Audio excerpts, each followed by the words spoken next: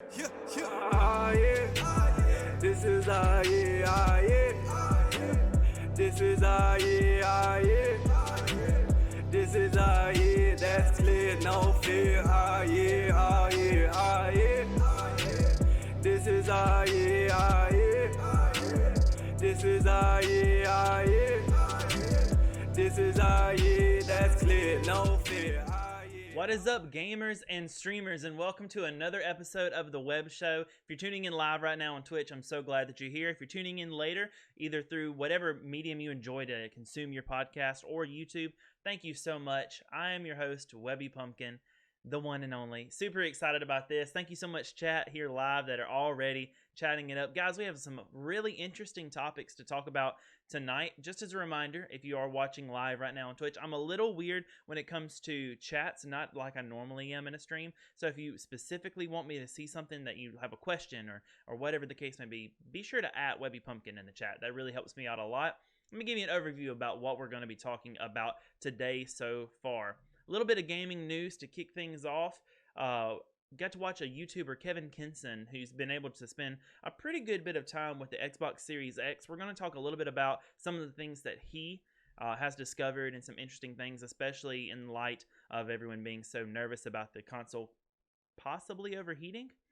And then the big topic of the day is Twitch viewership dying. I took a look into some of the numbers, and we're going to talk a little bit about that. Can't wait to just see how that's going to go. And then last but not least, we're going to be doing a little bit of level up, where we're going to talk about ways that you can improve your stream as well as your gaming experience. Super excited about that. Dunjun Diver in the chat, you asked who's joining you this evening. I don't have anyone on the docket, but if you are available, Dungeon, I'll get you in. We'll bring you in and do like a surprise thing that we've never done on the podcast before. We'll get you in and we'll talk about some of these things because it's going to be super exciting. So let me know. Hello, everyone else in the chat. Super glad that you are here. Thanks so much for the love and support. Let's kick things off. Oh, actually, before we kick things off, if you are listening, as a reminder, you can follow me on Facebook Gaming as well as on Twitch. Twitch.tv/WebbyPumpkin. Facebook Gaming is fb.gg/WebbyPumpkin. If you guys are enjoying the podcast, I would love for you to come hang out anytime, Thursday, Friday, or Saturday. Awesome times happen. Super excited to hang out with you the next time you decide. And if you do come from the podcast or from YouTube, let me know you came from there. That'd be really cool for me to find out. All right, let me talk to my wife and I'll get back to you in just a moment. Sounds like a plan. All right, guys, we may have the one, the only Dunjun Diver join us in just a little bit. If not, we'll jump right in with some Xbox news. We'll start with the news because I'm sure he wants to talk about these numbers. It'd be really cool.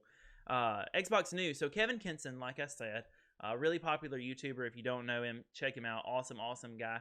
He got one of the testing units for the Xbox Series X and has spent a pretty good bit of time with it. And some interesting things that came up that I just want to talk about real quick, just touch on real quick. Probably the most notable thing that he had to say had to do with the backwards compatibility of the unit. Now, we know the Series X is backwards compatible with everything that you can currently play on the Xbox One. So if you have an Xbox One, Xbox One S, Xbox One X, it doesn't matter. If you can play the game on that console, you can play that game on the Series X. But what's interesting to know is that Kevin says, I'm good to go. Just let me know when and where to go. Awesome. Welcome, Dungeon, to the Web Show. Hi, guys. How you doing? Guys, how you doing, Webby? I'm doing well, man. If you guys don't know Dungeon, I'm going to give him a chance also at the end when we do level up so you can shout him out. Definitely go check this guy out. Awesome guy. Member of Team Gamer family. Or something else to come. We'll find out. It's super exciting. All right, bro. So we're just jumping into some news about the Xbox real quick. The Series X specifically, which I'm super excited about. I know a lot of people are super excited about. One of the things I'm most excited about with it, though, is just how much power is going to be packed into this console and what that's going to mean for us moving forward as far as like how well older games are going to play. So Kevin Kinson on YouTube actually had a chance to hang out with the Xbox and really get hands-on, play a bunch of older games and everything. So I'm just reviewing some of the stuff that he talked about. Backwards compatibility is awesome. He had this to say that it plays a lot of the older games really well, and that's really interesting because most of the games are not actually optimized for the Xbox Series X yet. I think the only one that I can think of right off the bat is like Gears of War 5. But even with that, we're seeing higher frame rates on older games and faster load times, and it's pretty seamless experience. Which is pretty cool. Gears of War 5, like I said, is optimized. It's a full 60 frames per second. the entire way through, except for video. I think video might drop, like the cutscenes might drop down to 30 frames just because that's how they were done. But everything Right. else is 60 frame. He said it was buttery smooth, like running the PC version in all ultra settings. So all lighting, detail, everything is prettier. So I'm super stoked to check out what's going to happen with that Series X. I'm still planning on picking up one. Any thoughts on that? I have, thankfully, I have a couple of family members and close friends that are getting them apparently guaranteed launch day. Pre-orders paid for, all of that. But I actually watched a video along the same lines from a different YouTuber like you did, and so they checked a couple of games that weren't optimized just to see the differences. For instance, Doom Eternal. It was Linus Tech Tips did a Doom Eternal same TV, just two of the same TV, and then a Xbox One X and a Series X side by side, load times, everything. Apparently, the Series X from a full power off, so unplug the power box and everything, can still do quick resume on almost any game. Yeah.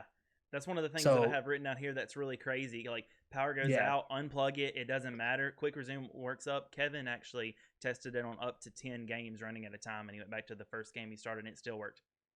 That's insane. I didn't know it went that drastic. But in terms of the optimization, the Series X looks slightly better. But like you were saying, there are a lot of games that haven't fully been optimized.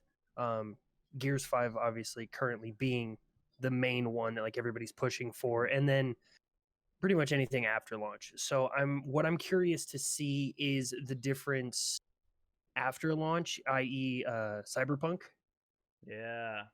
And what the One X versus the Series X will actually be, because that I feel like we're not going to get an actual benchmark until then. I think you're absolutely right. I just appreciate Xbox for sending out something, though. I wish PlayStation would do that so we could get have hands on that PS5. Since we talked about quick resume, though, I'm going to jump ahead a little bit to something else that I have that's pretty interesting, and that's the new Xbox app. So especially for you iPhone users, that's pretty much your only option as far as connecting your mobile device to your, as far as we know right now at least, to your Xbox. Right. Yeah, there's not really much else we can do. Yeah, hopefully, it's still kind of in talk about what's going to happen with xCloud on iOS, but this was something really neat. So Kevin checked out, because he had premier access to the Xbox app for iOS as well, which can basically do cloud play. Well, it's not technically cloud play. It's kind of like what we have already, where you can connect to the Xbox Series X over the internet and play your games. What I thought was really interesting of that is that the, what is it called? I have it written down there. Quick Resume actually is a part of the Xbox app as well. So he was able to play a game that he wasn't even playing on the Series X console, turn that off, go to the Series X, play another game, and then when he came back to his phone and opened it up, the same game and everything, it was in the exact same like suspended animation that it was in whenever he closed it. So not only up to at least 10 games by what he tested can be quick resumed, but also if you're playing on the new Xbox app whenever it comes out, those offer quick resume as well, which I think is an absolute game changer. It's going to be like, you'll never really be disconnected from your games, I don't feel like. So it's super cool. I'm wondering, do you know anything about the connection process? Do you have to still be on the same Wi-Fi? Because I know there are a couple of programs already for Android that allow you to connect to your console. So there are already PS4 streaming and Xbox streaming apps, but I don't know if, say, I go out to dinner with my family and I'm bored and I just want to pull out my phone and check Halo real quick. Are you able to do that? I really don't know. I would be thoroughly surprised if you can't. Now, obviously with xCloud, you're supposed to be able to, but with this app, I'm not really sure, because I'm pretty sure it's having to piggyback off of the console itself. So for iOS users, we just may be out of luck when it comes to that, but I would hope not. It'd be more like a Wii U kind of situation where you just got to be within a certain proximity. Okay. That's what I think. Now, that's unconfirmed. I really hope it's not the case, though, because even with current gen, if you can compare it to what PlayStation has with the, I think PS4 Remote Play is what it's called, you can use that anywhere. Now, it does have like optimization, so you can use it on a local network and not worry about internet, but as long as you have 5 megabits per second up and download speed on both your console end and whatever device you're streaming it to, whether that be a laptop or your phone or whatnot, as long as you have at least 5 up, 5 down on both of those, you can actually play it on any network. which was Wow. totally not what I Okay. did whenever I was waiting in the library between classes whenever I was in college. Totally not what I did. But it was awesome because you could. I mean, it was awesome. Cool. Yeah.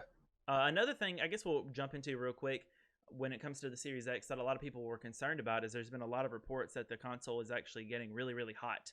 And you may have heard a little Yeah. bit about that already. My personal opinion is that this is a high-powered electronic, and high-powered electronics get hot.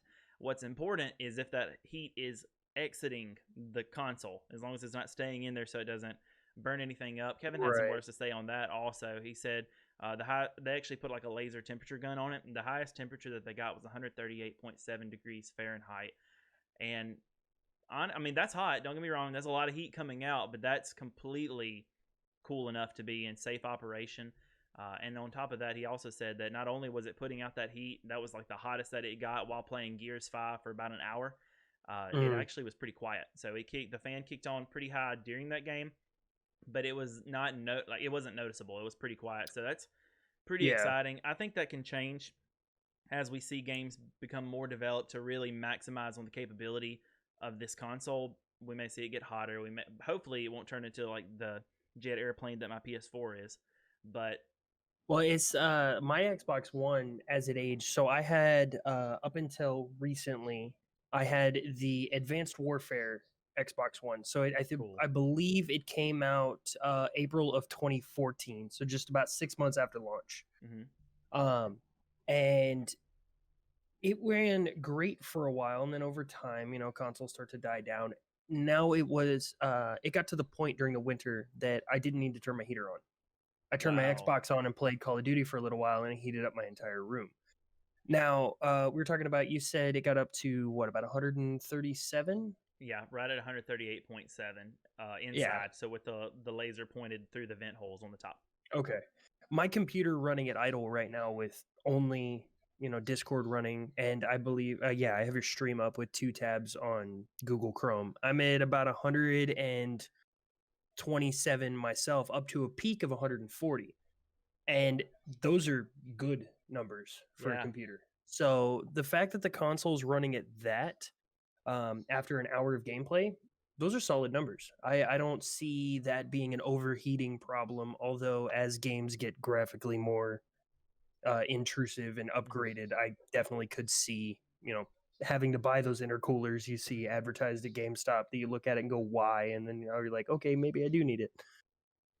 I'm pretty pleased with the way that it's handling just airflow and everything already, though, because I mean, 138. You're right. That's an amazingly cool temperature for an hour of not just any gameplay either. The only game that's currently optimized for the Series X. So that's really the best you can throw at it until like Dirt 5 or something comes out. Not that Dirt 5 is like graphically the best thing that's going to happen for the console, but it's one of the most anticipated games right now to be able to take advantage of that 120 frames per second. So I'd be interested to see what's going to happen. Definitely, it's definitely going to put some heat in the GPU is going to be where all that heat comes from.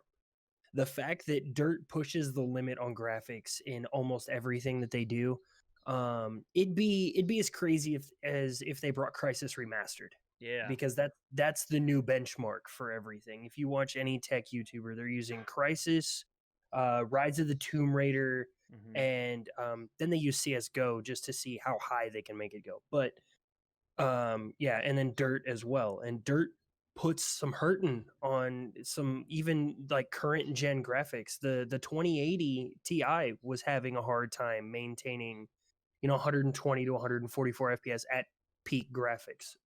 So once that game comes out, it's definitely going to put some heat in that console. We're going to see where it actually goes. I'm really eager to see the longevity of the life of the console with that type of heat as well, because if you've looked inside of a build of these Xbox or the Series X, the graphics card on it is so squished. Like everything is like so compact in that thing, and it's got one, albeit a pretty massive fan that's pulling every bit of the air from the bottom out of this thing. So it's got good airflow evidently, but that's a lot of heat in one spot with only one exit. So I'm eager to see. My hope is that these things have probably been benchmarked for a long while, because even the one that Kevin has his hands on is not the final. Like we'll have a final on launch day, But surely, Microsoft has already tested this thing for 600 plus Couple hours. 100 hours, yeah. Just to see, okay, are we gonna like burn out a chip? Or are we gonna melt the motherboard on this thing? Probably not. So I'm feeling pretty good about that. The only other thing I have, okay, so this is something cool. Speaking of graphics, though, the Xbox is offering this thing, and you may have heard about it already. It's called Auto HDR, which is really neat. And if you haven't heard about it, basically what it does is it takes games that do not have high dynamic range or HDR, and it adds the best it can. It adds it through AI learning. It's not perfect, so there are a few games that have it like turned off in like the software developer can decide, if they look at it and they're like, hey, this is actually making my game bad, they can program it to go ahead and not do that. Or you can turn it off yourself. So if you feel like something's wonky along the line, like, or later on when you get a game, you can turn it off. You can even just turn it off temporarily. So say, 3 hours, and then it'll come back on. But I think that's actually insane. I'm super excited about that. Yeah. I want to try and, speaking of that, I want to find this clip of the Auto HDR, because it completely just left my mind. But at the moment that you brought it up, I found a really good example of it where it looked good, but at the same point has a really hard time with highlights and lowlights from what's already available. Let's see. I could see that. Okay. So I'm gonna share screen real quick, so you can see this. Sounds like a plan. Let's see. Make sure I'm sharing the right screen. There we go. Okay, so you've got the Xbox Series X on the left-hand side and the One X on the right. And if you look at the difference, I mean, they kind of screwed up and you can see reflections, but where it gets blown out, the whole front of his forehead turns bright white. His eye almost disappears and everything, whereas the One X still has that little bit of contrast that keeps it there. So, I mean, it does good of bringing out, the boxes and everything in the background, but blows out highlights. Yeah, those boxes do look way better. The beauty then, because this is a great example of a game that you might actually want to turn that off. So that's pretty cool. I'm hoping that as time goes on, they'll kind of update it and kind of, from either streams or just feedback. I know they do a really good job of monitoring what's going on in terms of online play and everything, and seeing different TVs and different things, YouTube videos. I mean, Microsoft pays attention, contrary to popular belief.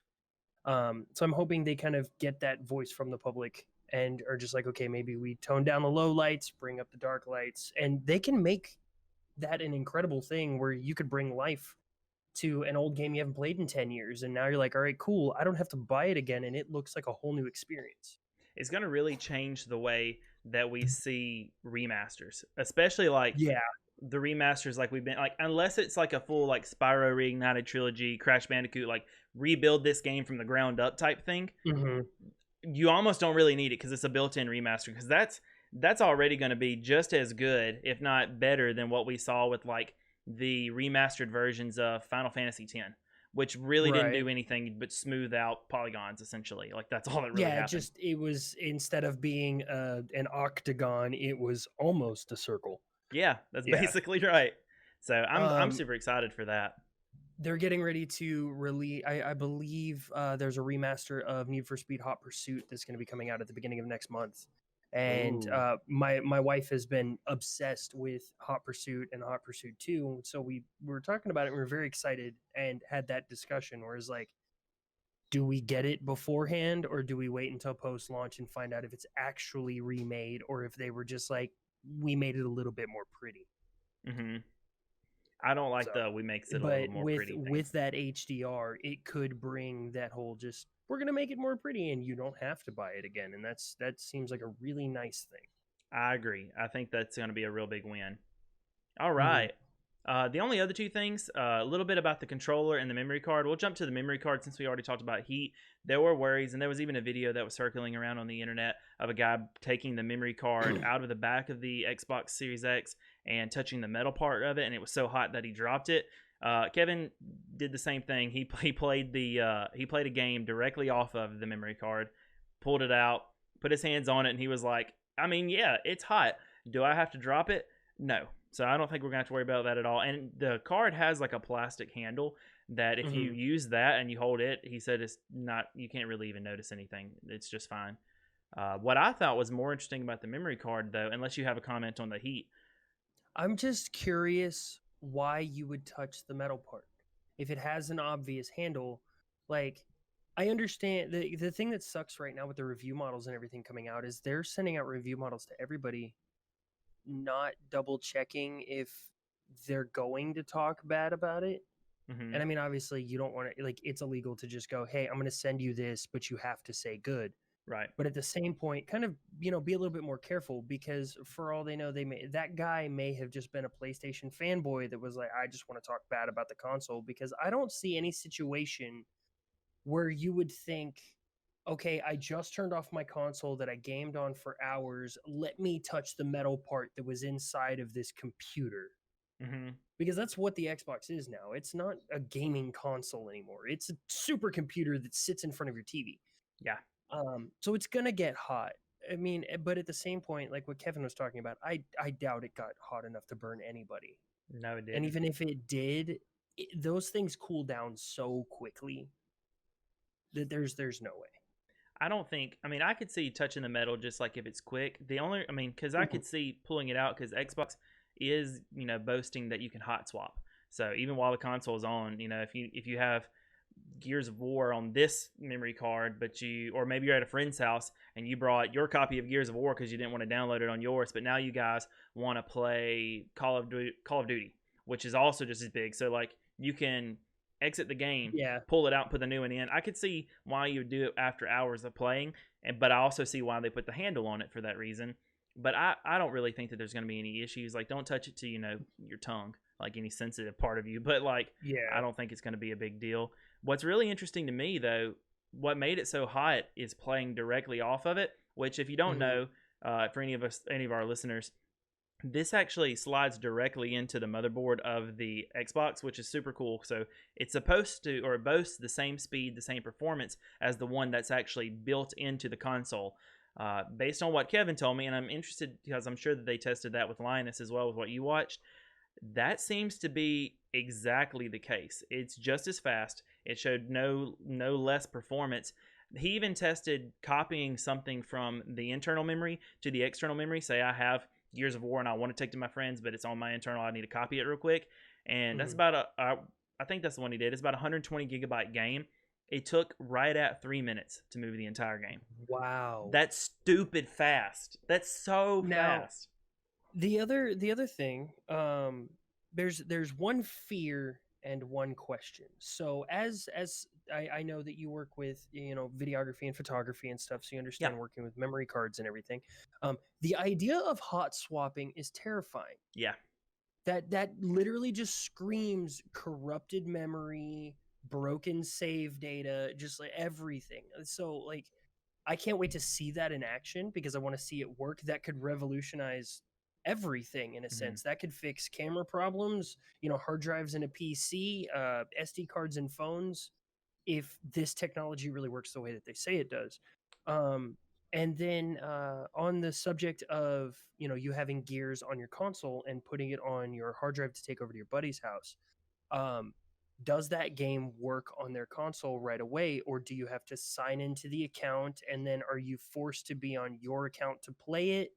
Or can you just, leave your hard drive with your buddy and trade, and then you have your buddy's games and he's got yours? Like, I want to know how that works, because right now they're very strict with account assignment to certain games that have been paid for. I game share with my mom, and all of the games that I've purchased, she can play on her Xbox, and everybody can. But because I am the home console on hers, I'm the only one that's allowed to play my games on my Xbox. If my wife signs in, she can't play anything that I bought. And so it's really interesting how that system works. And I want to know what they're doing with that moving forward. I'm pretty sure, based on just what I believe to be the case, that you would have to be signed in at your friend's house if you played it. I think the idea would be, in theory, though, you take Gears over there and you guys play multiplayer or split screen online together would be what it is, which it may be less likely to even see that because I don't know very many couch co-op split screen games anymore. I I mean, think there are a couple. there's like one that got released last week, but most of them seem to be there are a handful, and they're definitely a dying breed, but there are some good ones out there. Yeah. But they're all on Game Pass, and they're Yeah. like 1 or 2 gigabytes. At this point, it doesn't even matter. Right. So I mean, that's the only reason I could see doing it, but I'm almost certain that whoever owns like the license for the game, that licensure from your purchase, is going to be the Mhm. account that has to be signed in. I don't, because I feel like Microsoft could get in a lot of trouble themselves if they didn't do something like that, because then they kind of have to answer to whoever the publisher is, whoever owns the right to that game. Like, hey, we basically just made a way for people to pirate your games, and like, because what's stopping me from buying the game at that point and buying 5 hard drives and selling them? Say I bought the game for $60, but I'll sell you a hard drive on or I'll put it on your hard drive for 30. That's fair. Yeah, Yeah, so because I was gonna say, that kind of breeds the whole, like, if I had Call of Duty and I beat it and then I gave it to my buddy, but being able to burn it to a couple different hard drives, yeah, Yep. that'd be a little. It literally would be 2020 CD burning all over again. Yeah, the thing that's similar though to that system that you're talking about, where they do have it on multiple systems at once. My brother's friend actually got in a lot of trouble with Sony for doing something similar. Sony allows multiple console family share. Mm-hmm. So one person can buy a game and share it to 4 or 5 people. So my brother's friend was doing that with him, but was charging other kids. It was like, you can have my account information with all of my games, but you have to pay me, $5 a month. And he's a 14-year-old kid in his freshman year of high school, just wanted to make some extra cash, and got to the point he was making some serious money doing it. And Sony realized his account was being downloaded on 10 or 15 different consoles, and immediately came after him. Wow. And he actually is banned from PlayStation Plus for 2 years because of it. Wow, that is a 14-year-old entrepreneur. Yeah, but they're still allowing that multiple console family share, where Xbox is still strictly just one. Yeah, which that kind of sucks for a family of 4, where you got dad and mom and dad and a couple of kids who may all want to play Call of Duty together. And I mean, conveniently, Warzone is free, but what if they wanted to play multiplayer? Now you have to at least buy it twice, right? And that's a big bummer. I've seen that happen because I mean, I game share with my wife because we both have our own Xbox, but I've seen that happen like tons with like siblings or sibling in-laws, where there's more than one kid. So if you're a brother with 2 sisters or a sister with 2 brothers, game share just messed you up. But at the time, for them, the game, luckily it was a free game, but for them at the time, it was Fortnite they all wanted to play together. Well, that game share is what allowed them to share games with gold.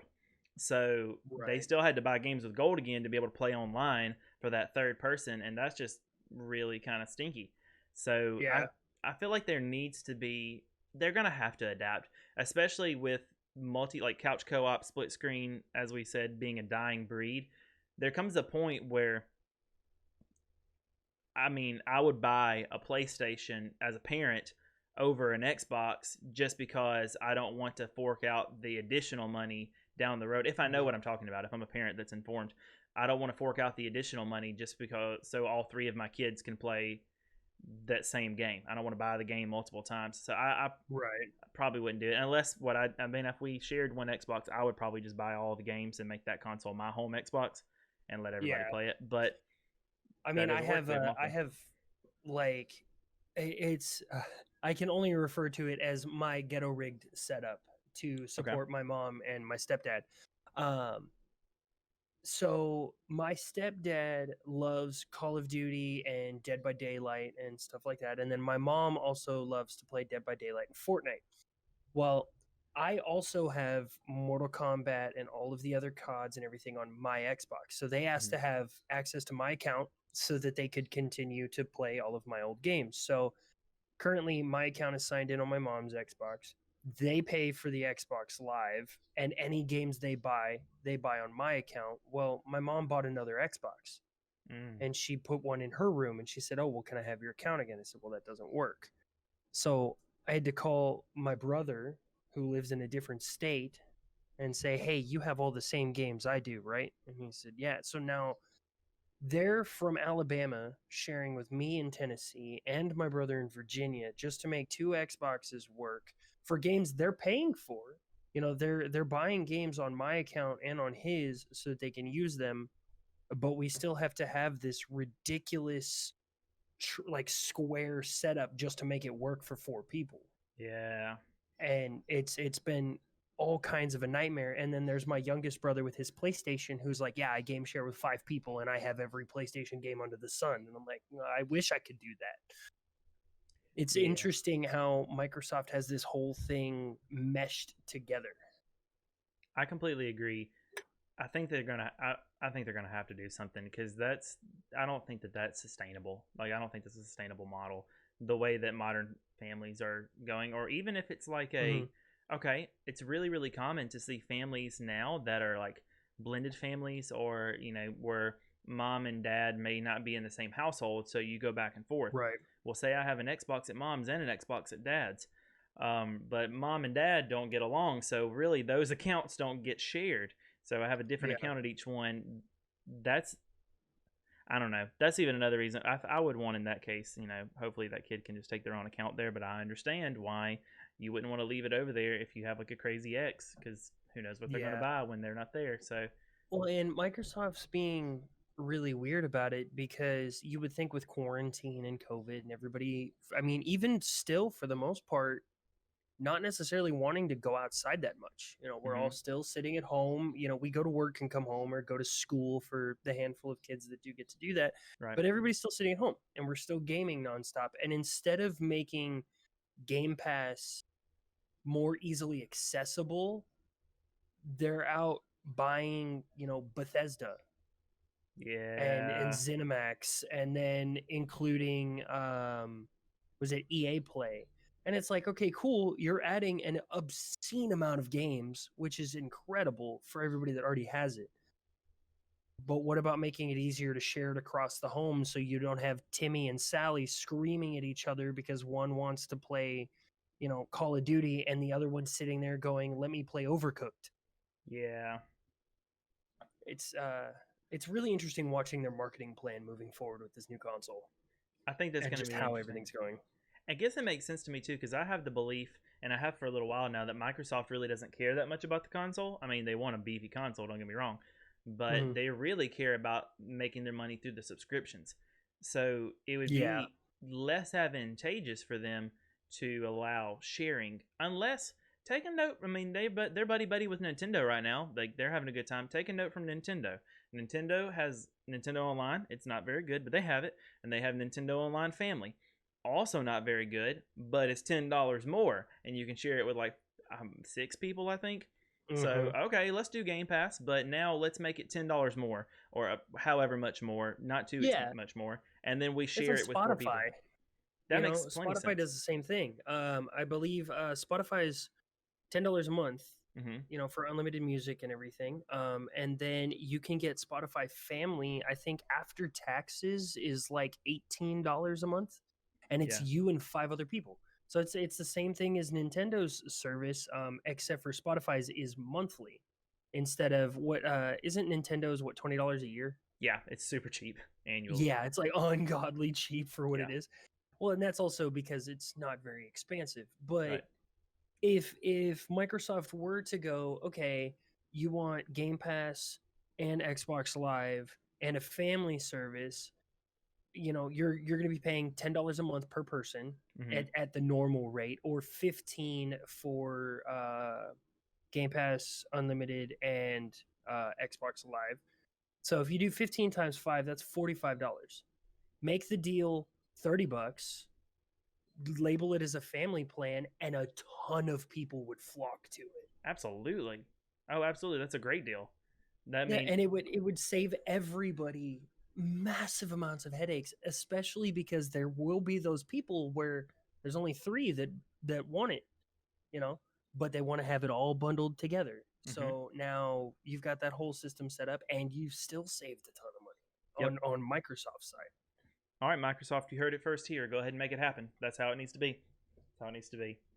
I will email you tomorrow. I demand my royalties. Don't worry, I came up with it. That's awesome.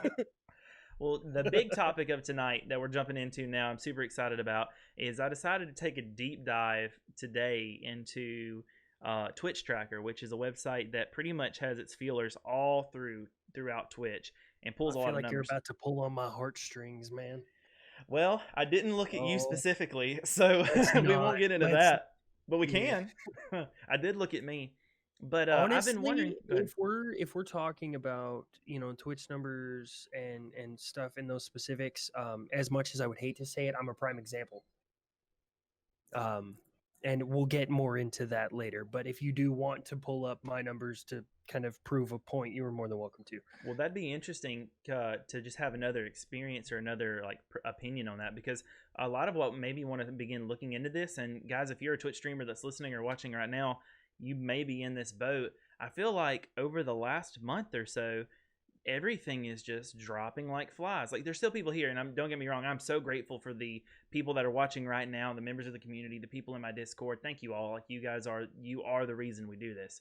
But it is noticeable that like my subs are like at 10% of what they were when I like 2 months ago. Yeah. My followers, we're gonna get on that. I'll come back to the followers, but views, you know, I was, you know, pretty steadily, even on a slow day, in those double digits for views. Well, I'm pretty regularly hanging out in those single digit numbers right now when it comes to views. And technically over the last week or so, or 2 weeks really, I've actually been net negative in followers and I have some theories on that, but for my channel, like for example, just this week, I'm for myself, I'm negative, let's double check real quick. Just this week, I'm -2, which means that's a good week for me. That's the least drop so far. I've been averaging about -3 followers a day. That's very discouraging. So I was like, well, what's going on with Twitch? So I decided to look at a couple people, and at the same time, so let me brag on myself for a second, because I was really proud of this today. I've been feeling like I've been doing really, really bad on Twitch lately. I'm like, man, I can't grow. Nothing's going right. I get on Twitch Tracker, I look at my rank, and I'm in the top 5 or the 5th percentile of everyone on Twitch. And I'm like, how can I feel like I'm doing so bad and be 4.22%? Like in the top 4.22% is what the tracker's telling me. What is going on? How could that be? So then I started looking at some of my friends, and I'm like, what's going on? I started looking at some people. I noticed they weren't ranked at all. I'm not going to drop any of those names because I'm not trying to do that. But I was like, how is this possible? So then I was like, okay, I got some time. Forget everything that I've planned. This is what we're talking about tonight on the web show. What are the numbers looking like on Twitch for everyone, for every single active account? So we're going to dive into that, but feel free to share any of your experience over the last few months and kind of what you're thinking. So I'm going to start. I'm going to quickly make this story. Okay. But about 2 years ago, I found out about a game called Genshin Impact, which I have been playing nonstop since launch day. He also hasn't stopped talking about it since launch day. Right, but this is what has blown my mind about this whole situation. And when you brought up talking about this, why I was very excited about it. I've been talking about this since I started streaming. Every time there was an update or a beta, I'd sign up. I wanted to be a part of it. I have eat, slept, and breathed this game since I heard about it. And come launch day, my numbers were slowly dropping before that. I was averaging anywhere from 12 to 16 viewers a day last month towards the beginning, middle of the month. And then it started to go down, and then Genshin kicked in. And I guess because I had talked about it so much, it kicked in everybody's head, like that's where we're going to go. So a lot of people came back. I hit a peak of 14 that day. I've barely seen double digits since. And I've watched my followers either I've like gotten a couple new followers during a stream, but saw the numbers stay the same. So I know I've lost a few that day, or I've just watched it go down overall. And it's been a downhill slope since launch day of this game and the past 2.5 to going on 3 weeks now. And it's really interesting because you're watching, the bigger guys, they're blowing up. And I hate to do this because everybody is going to call me out for it, but it has a lot to do with Ninja coming back full time. Okay. Because Ninja's finally back. He's averaging not nearly what he was beforehand, but that's anywhere from 20 to 100,000 people that are no longer in rotation for everyone else. Lupo's numbers didn't change. Dr. Disrespect on YouTube, Tim the Tapman, Symphony, Courage JD on YouTube as well. None of their numbers have changed, but Ninja came in and his skyrocketed, and those viewers had to come from somewhere. That's true. I mean, they did, and he's definitely back, and he's still the most followed followed streamer on Twitch, like somewhere I think right at 16 million followers. So it makes sense that he's demanding an audience just every time he hits go live.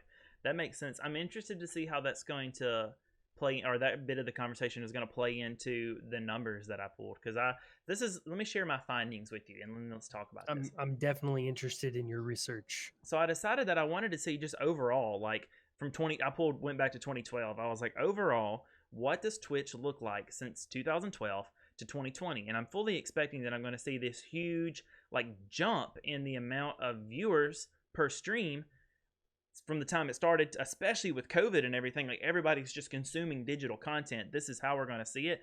I was very surprised to see that holistically from around, especially their peak in 2013 at an average of 49.8 viewers per stream. It's never gotten that high again in 2013. And as of right now, the numbers are for September, 24 viewers per stream, an average of 25 viewers per stream so far in October. We're not finished with October, so that's unfinished statistics. I'm like, well, how does something drop by half in just a few years? So let's get really granular. Let's dive in. Let's start looking at what's happening, because I've been feeling an impact. You've been feeling an impact. What's been happening? What's changed from September to October? Like, what's already happening there? And this is what I found. I thought it was really interesting. I looked at a couple different metrics, and I looked at hours streamed. So how many, from everyone across the board, how many total hours of anything have been streamed to the platform? Of those hours that have been streamed, how many of them have been watched? So how many hours has someone watched any content on the platform? How many active channels are there? So channels that are actually doing something. And then while those things were being watched or streamed, how many concurrent channels were live? So channels live at the same time. And how many viewers were watching at the same time? Because if I'm watching, in most cases, if I'm live, I'm probably not able to watch. I mean, I can kind of lurk, but I'm not actively watching someone else stream. If I'm watching as a consumer, if I'm watching you stream, I'm probably not watching No Good stream, or I'm probably not watching Dream, because I can have you all up and technically count as a lurk, maybe, sort of, but I can really only actively be involved in one chat at a time. That's just kind of how we compartmentalize. So I'm like, let's see what these numbers look like. 4 going at once, and it'd be a nightmare. Yeah. Oh, absolutely. And I would not actually do any of you any favors, because say you want to have a conversation with me, and I've already missed the question. I've already missed everything. So I try not to do that. Yeah. For the month of September, there were 66,139,920 total hours streamed on Twitch. You ready for this? In October so far, there's been 31,996,158 hours streamed on Twitch. Now October's not done, albeit, but so far that is kind of what I would have expected, being about halfway through the month. A decline of 51.62%, or about 34 million hours difference. Well, that's half the month, so that makes sense. So I'm like, all right, well, let's see if that number continues to hours watched. 1 hours watched, this is crazy. 1,585,584,000 hours watched in September. Jeez. In October, 799,723,173. That's 49.56% decrease. I'm like, okay, so that's right around the same amount of percentage. So we're seeing that they're comparable. Now let's figure out what's happening. All right, is it because of concurrent viewers? All right, concurrent channels. Are more people streaming at the same time? I changed my schedule. Maybe, if you and I share viewers, but we're streaming at the same time, it makes sense that we would by accident compete with one another. So I'm like, well, what's going on there? There's got to be like a difference there. In September, at any given time, there were about 91,861 channels live. In October, only halfway through the month, 91,855. So a difference of 6 channels or 0.01%. I don't think it's enough to even count as a metric. So that's not changing. Not at all. That didn't do anything at all. So where's the drop? And then I decided, all right, the difference has to be how many people are watching at one time. All right, maybe, more or less people are watching. September, it was make sure I said that right, 2,202,200. That's an interesting number.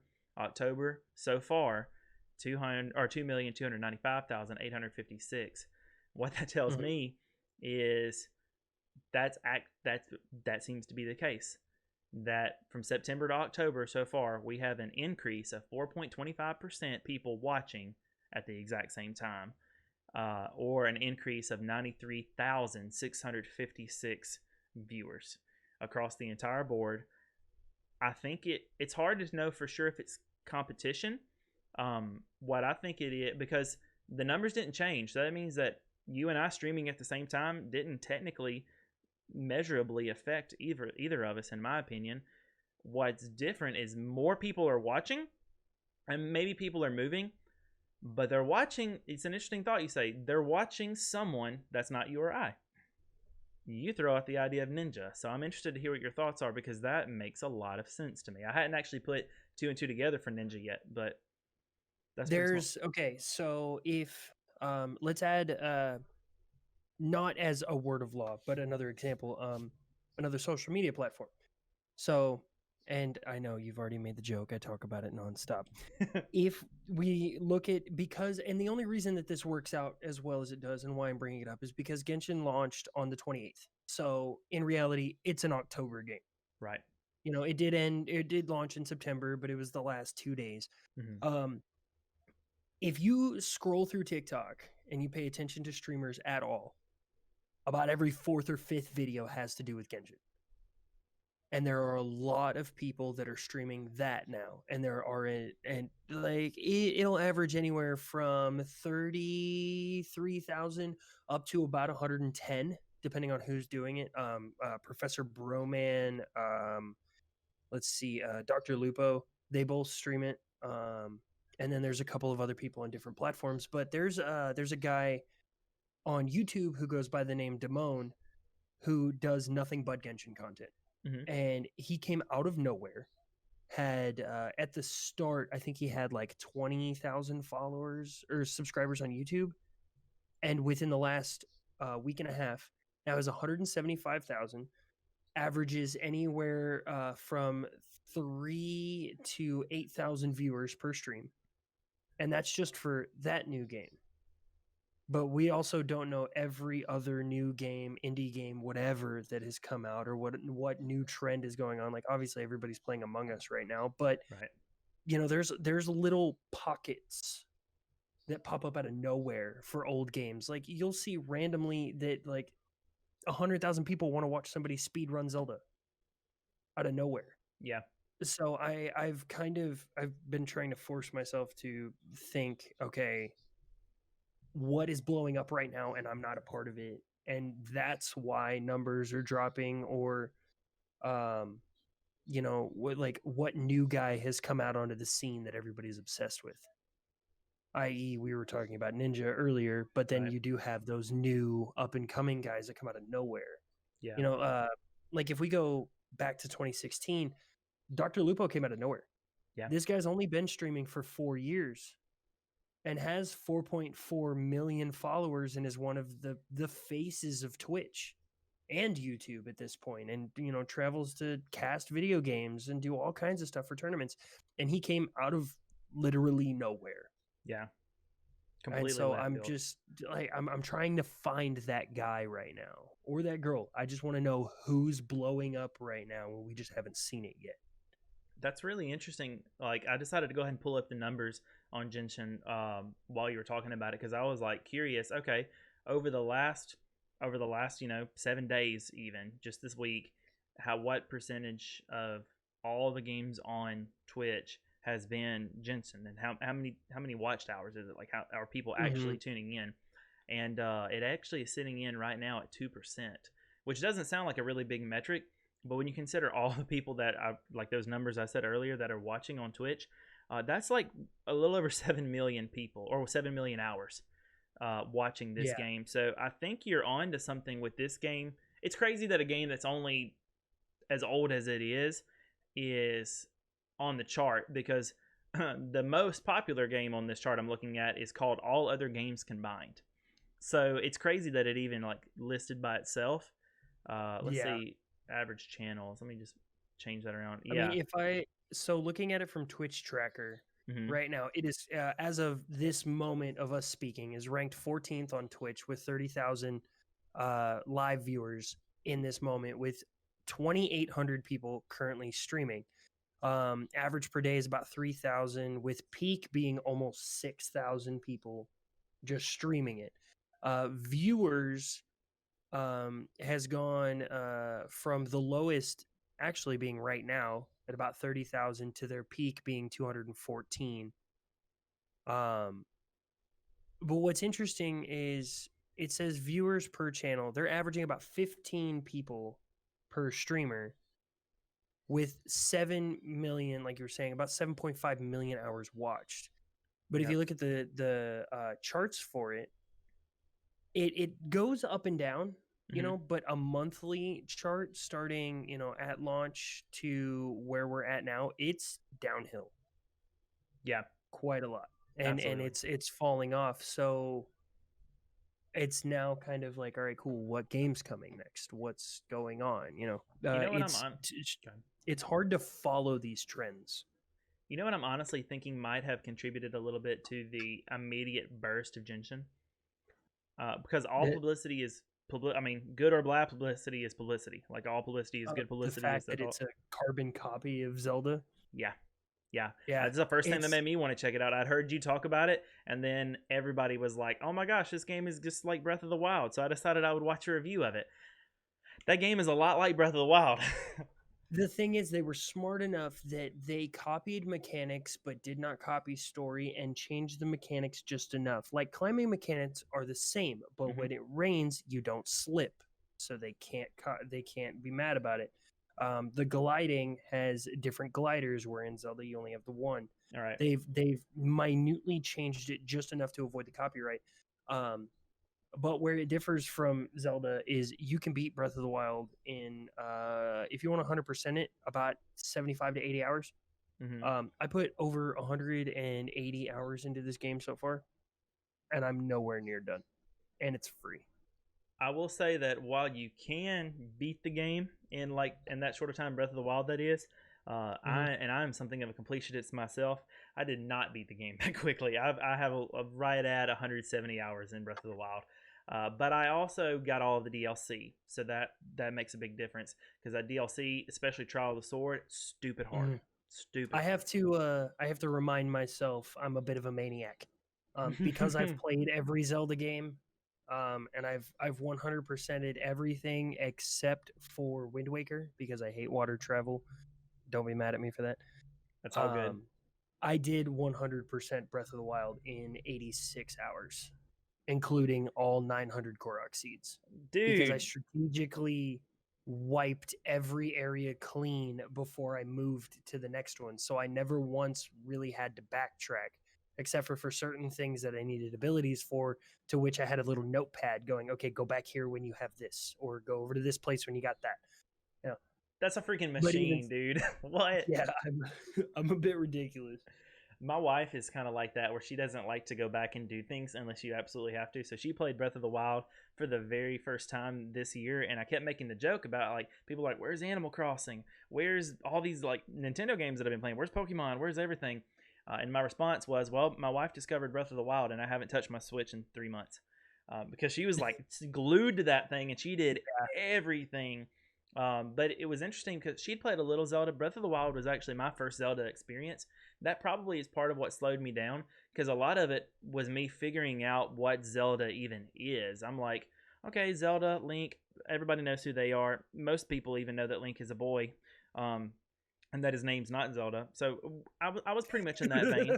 I was good there. But then, like, all these other characters, and then mechanics that continue on, like, from bows and I guess Easter eggs from other Zelda games. Like I didn't Yeah. quite get that until later. I did a lot of watching because I want to play all the Zelda games, but there's a lot of them, so I Was just that don't the know. first one you ever played? Was Breath of the Wild? Yep, first Zelda ever. That's a hard one to hop into. Well, it makes it hard to Because- play the others. Yeah, because there's not a single Zelda game that has mechanics that Breath of the Wild does. Yeah, my Every next other game, one is dungeon by dungeon, and it's like, okay, cool. So with Breath of the Wild, for example, when you go into Gerudo Desert and you get that helmet, then you have to use the helmet to get to Vanda Boris and get on and do that, Ganon fight, the Blight Ganon. Whereas, you played A Link to the Past, right? The remake? Yep, just played it. So it's like, you go through and in the dungeon, you're like, all right, cool, I found the lantern. So now you're going to have that lantern equipped the whole time. And that's your main item. And then the next time you'll get a slingshot or a bow or whatever. And it's very linear. And then Breath of the Wild goes, all right, cool. You can come from the north, south, east, or west. Figure it out. We hope you make it. Yeah, And that's so true. I that- feel like Link's Awakening gave me a little bit of trouble because like it's very riddly and it doesn't always tell you everything. But also having played Breath of the Wild first, after I kind of got into it, I beat Link's Awakening very fast. I think I streamed that. I had 4 sittings of streaming that game, and I beat the game. So like, and I only played it on stream. It was stupid. So like, most Zelda games are fairly short. If you don't want to 100% them, like I think Ocarina of Time, the quickest I've done it, just straight through, I beat it in about 6 hours. wow. Now that's after playing it a ton of different times, but the average completion is 16 to 20. So even still, it's not really all that long. I think the one that really gives everybody a hard time, that's even more difficult than Breath of the Wild, in my opinion, is Majora's Mask. It's nothing but time travel. Yeah, is that the one that has a time limit on the game? Yeah, you got 3 days. That's and then you have crazy. to go back. And if you complete a dungeon, it's completed when you go back in time. But if Okay. you don't complete it, you have to start over. That's nuts. Yeah. I plan on But playing. you basically already have the knowledge, so you can just speedrun it. I plan on playing. Ocarina of Time, just because it's still considered one of the best like video games of all time, or 3D video games of all time. So I still plan on playing that.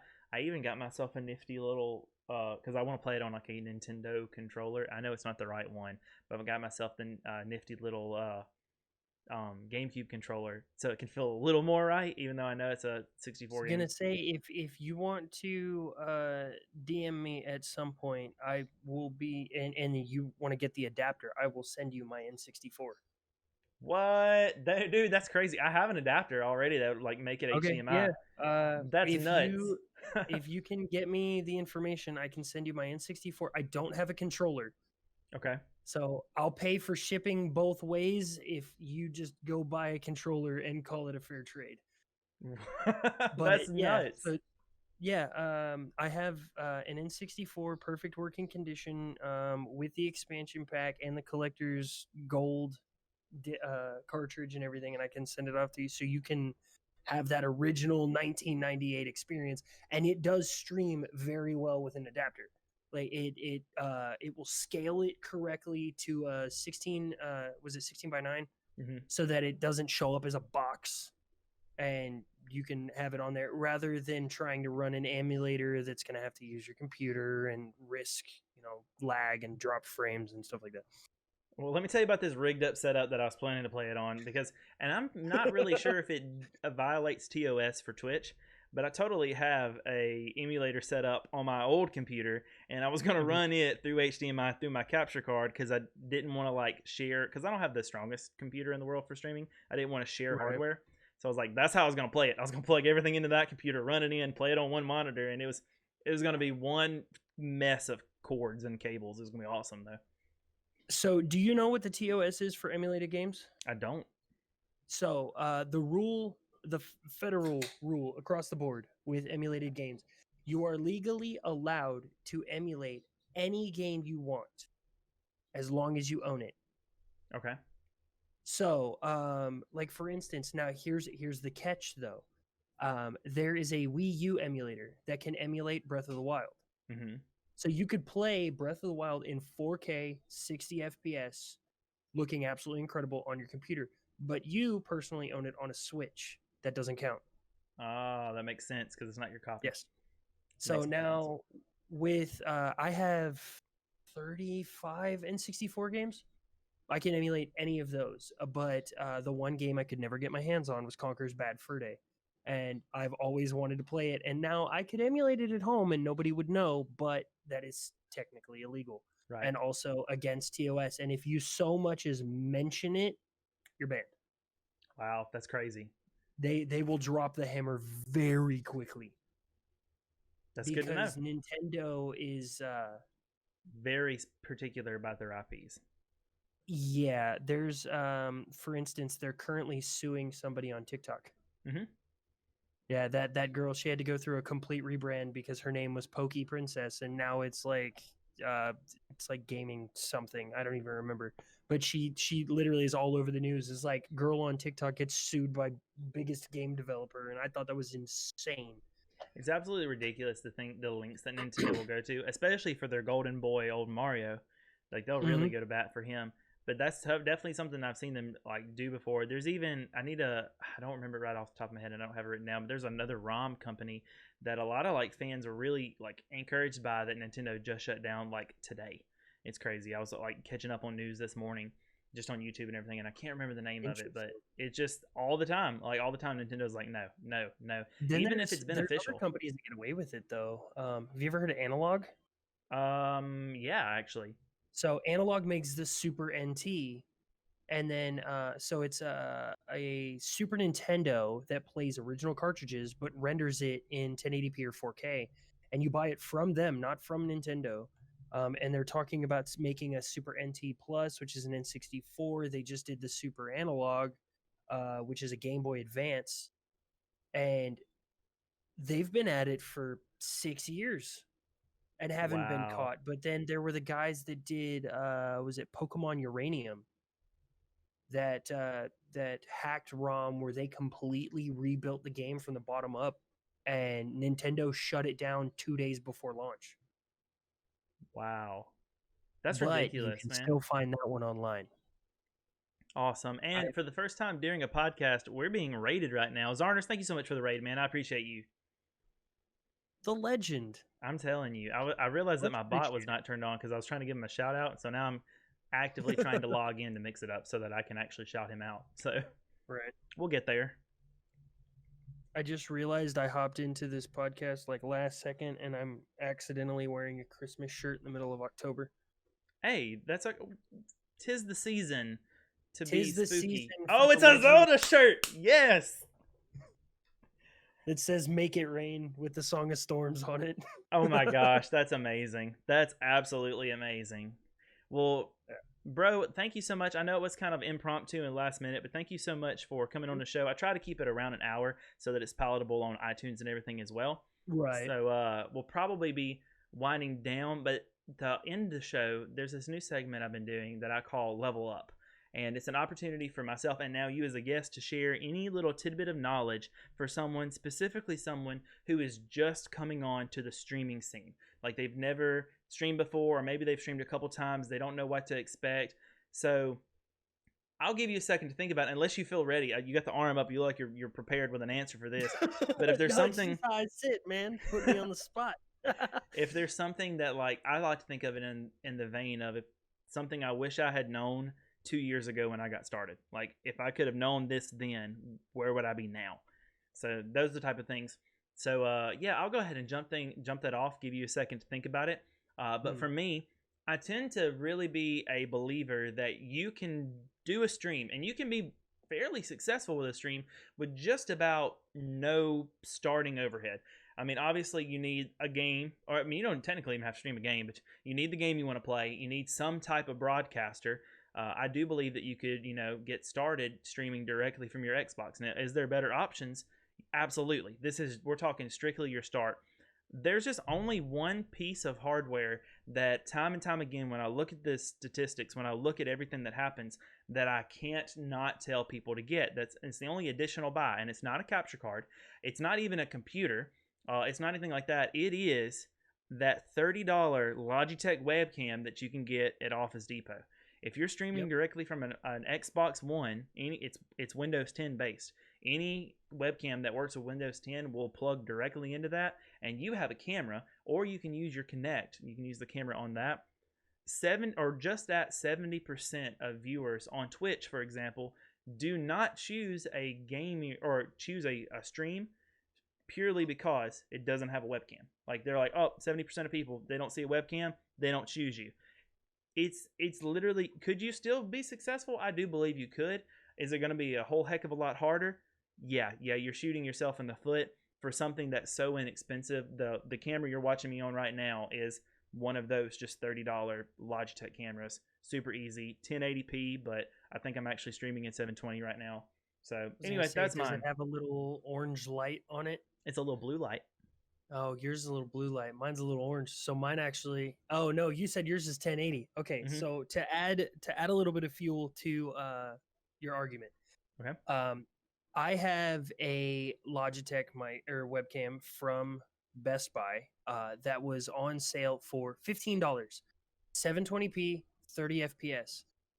I run a green screen for $23 that I put together out of a piece of fabric and some PVC pipe and some needle, like little sewing needles to hold it onto the PVC.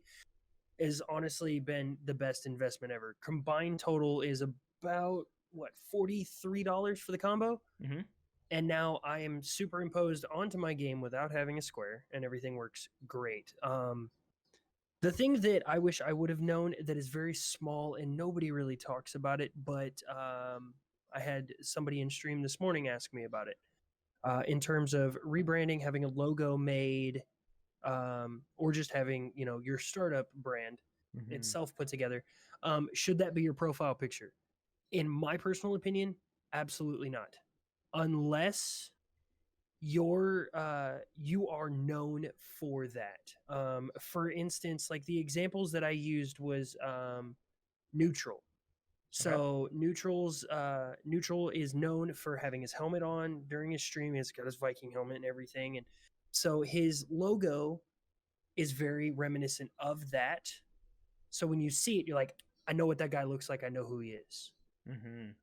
But then there's my logo, which is, the Spartan like warrior helmet and everything. And I'm just a dude that wears hoodies and plays video games, but my name is reminiscent of that, and I play RPGs, so it worked. But if I made that my profile picture, they're like, who is this dude? It doesn't really fit. So you want to build your brand around yourself. You want people to know you and what you're doing and who you are. So if you make it a logo, they're less likely to be like, all right, cool, I know who you are right off the bat. I think that's But if they check your stream for 2 seconds, leave, and then see your face on Twitter, they're like, I'm going to follow that guy. That's fair. I think that's a really interesting point. I think logo on Twitch, maybe your logo, because where else would you put it? Like, that is your profile picture on Twitch. But elsewhere, like, for example, my profile picture on TikTok, it's a little sneaky thing I did. It's a picture of me wearing my logo on a t-shirt. That works. Total game changer. And then there's like, oh, there's that pumpkin guy. That's the one. He comes out in October. That's the one. Yeah. No, like I completely agree. Now, when it comes to logo, if you're going to have a logo, please, this is extra knowledge that you didn't ask for. But I know that Dunjun will agree because we've talked about the importance of branding. A good logo. What makes a good logo? In my opinion, simple, recognizable. I think those are the two things that make a good logo. I get so tired of, and I'm sorry if this is one of your logos, but I get so tired of the flavor of the month Fiverr style logos that everybody gets. And I'm like, oh my gosh. That's me, chat. Don't worry. No, like you've made it. It really is. But I completely understand what you're getting at. The tritone, blocky, solid name across the bottom. Yeah. And that's what people go for. Now, if you can get something on Fiverr and you're on a big budget and you have an idea, but you can't pay for that idea. You can't come up with it yourself. There's nothing wrong with paying $5 or $10 for something close. So when you can afford it, it's not a rebrand, it's an upgrade. Yeah. Now That's something to keep in mind. I'll add on to that because my problem here isn't really with Fiverr. If you can get something at a great price on Fiverr, take advantage of that. Spend the money that you save on something else. Keep improving yourself. Right. My issue is that Fiverr has become synonymous with this particular look. And even though your logo says Webby Pumpkin and it says, whatever, it says Webby Pumpkin, it's like this kind of brand and everything. It is yours. It looks just like yours. The problem is it's so similar to so many other people in the directory that you don't stand out to me if you're using that. Like I looked at one, I get things on Instagram all the time, and I got invited to a creator that makes logos really, really cheap for streamers, and he sent me a couple examples, and it was like 10 messages back to back to back in Instagram Messenger, and I went through them, and I thought to myself, the only thing that's different is the name and the color, but everything was the same. And I was like, none of these stand out that special to me. So I went with something I wanted to go with something that was kind of unique and simple and recognizable. It's WP in the shape of a pumpkin, and it looks a little, in my opinion, kind of hipstery. So I feel like it stands out. And then we did something different with the Webb show. The Webb show branding is reminiscent of Webby Pumpkin, of my logo, but it's its own thing because this is really a different show. This is really a different brand. So yeah. So anyway, I completely agree there. The whole vibe and everything, and I really like. I've had the stream pulled up on my other monitor the whole time just to kind of make sure I don't look like a fool myself. But the layout that you have is very simple. It's very straightforward, but it works and it looks great. It's really neat because I have it set up. So secret, that web show thing you see in the background is just repeated over and over and over. It's not like a crazy overlay. So whenever you like screen shared and everything earlier, I didn't have to do anything. I kept up with that. How did I do it? Well, my screen that I'm actually on Discord with you on, it's just our picture and black everywhere because I maximized it out and did a color key for black, like true key black, like 00000 on my screen. So even though you're in a mostly black shirt, I am in a black shirt. That doesn't color key out. It's got to be like true deep black, but everything else is color keyed out. So it doesn't even matter where our picture or our image is on the screen. It all works. If we have a third guest, it'll work. And Discord's done all the work for me. So it's not even hard, stream. See, it's a little brain power, but it's not even hard. Chroma key is so intimidating for so many other people. And I'm not going to go into a whole other tangent, but OBS makes it unbelievably simple for somebody that wants a green screen. Like I said, I mean, if you look at it, so I know you guys can kind of see on camera, you see where it's like little shiny. Those are just needles that are just plucked through, but it's just fabric, and then you right click it and hit filter, add chroma key, and literally you're done. Yeah, I mean, if and you want to take some lights on it. If you want to take it the next step, add in those lights because your camera chroma key is picking one shade of color. It's picking that green. So if that green is lighter or darker, then it appears to your camera, especially if your camera's cheaper, as a different shade of green. That can make it kind of difficult, and you'll see that fading out. There is also a difference in chroma key and color key. So specifically, go ahead. Yeah, this is an $8 ring light that I know isn't showing up super well. There we go. It's a little $8 bendable ring light from Walmart that has 3 different settings. So I can make it dimmer, I can make it brighter, and then I can make it yellow or orange. So no matter what color, you have going on, if you just have 2 of these for next to nothing, you can position them wherever you need, get that light set up right, and kind of tweak it. And it takes 2 seconds. Yeah. And then OBS just goes, all right, cool, that doesn't exist anymore. Or you can be like me and go really extra with full light stands.